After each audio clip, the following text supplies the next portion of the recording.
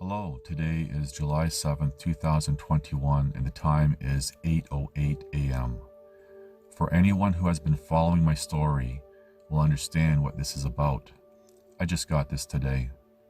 The following is a recap only related to the topic of the screenshot. A link will be in the description box of this video, telling my story from a timeline perspective. After the beating by the two former officers on May 4th, 2013, leaving me partly disabled, they only allegedly charged me with allegedly assaulting a police officer and alleged obstruction. I say allegedly because neither one of them could recall who charged me, with what, or when during their testimonies. I also say alleged because they even testified that I was not verbally abusive, I was not aggressive, I was not violent, I was cooperative, they had no injuries, etc. Why did the former officers sucker punch me, knocking me out, put a gun to my head, handcuffed me, and beat me to the point it took 6 months to get images of my injuries? Which was in their testimonies only, because I have no recollection of that happening because I was knocked out? So I could only testify I was speaking to the former officer at my driver's window, and the next thing I knew I was in the corner of my seat and couldn't breathe? All this and more was omitted from the trial transcripts. I show screenshots with independent evidence of this. Why was I beaten? According to the former officer's testimony, the first time he testified in November 2013, we did what we did to him so he wouldn't do that to anyone else. While they were beating me May 4th, 2013, while I was handcuffed and from behind, they were saying things like, "What kind of sick fuck gets investigated for such things?" and "We know what you were about to do to her, you sick fuck." I was convicted because the city of Calgary needed it as their defense against my lawsuit, because they left me partly crippled. I show screenshots of the trial transcript of the Crown prosecutor telling the so-called criminal judge this during the trial.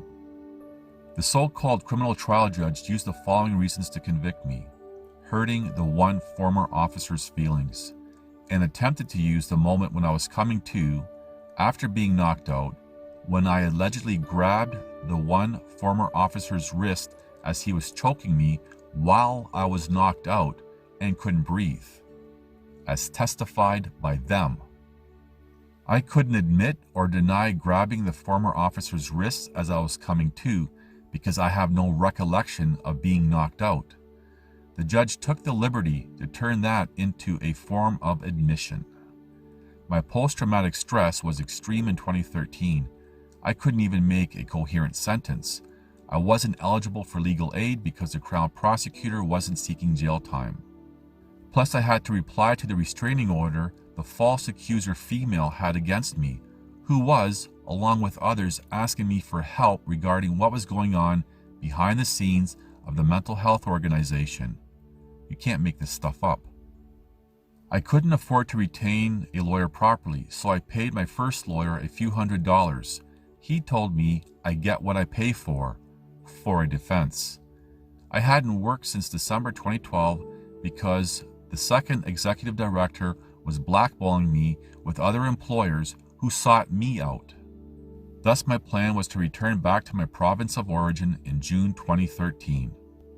In 2014, I came into money and paid out almost $100,000 during the time with my second lawyer. But that ran out, and he was throwing me under the bus anyway, because he was threatened by the lead counsel of the city of Calgary.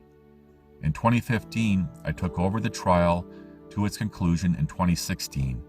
It was then the Crown prosecutor, for the first time, sought jail for me, so now I'm eligible for legal aid. After I personally filed both my appeals, I got 2 different lawyers for each appeal via legal aid, who threw me under the bus as well. After all this, a group of pro bono lawyers who fight injustice out here spent a few months with my case. They came back to me saying they can't help me due to pushback. I share a screenshot of this email in a video.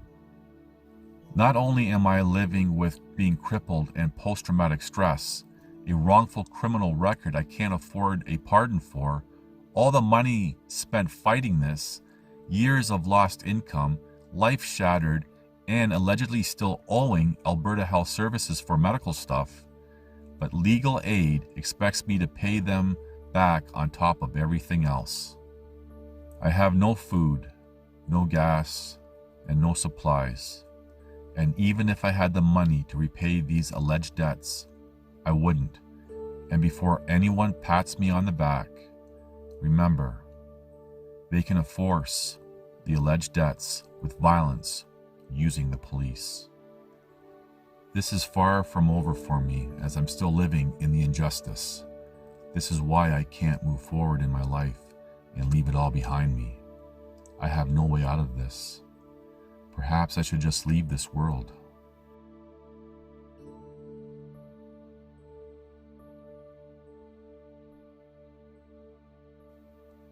Thank you for watching. Please like, subscribe, comment, and share.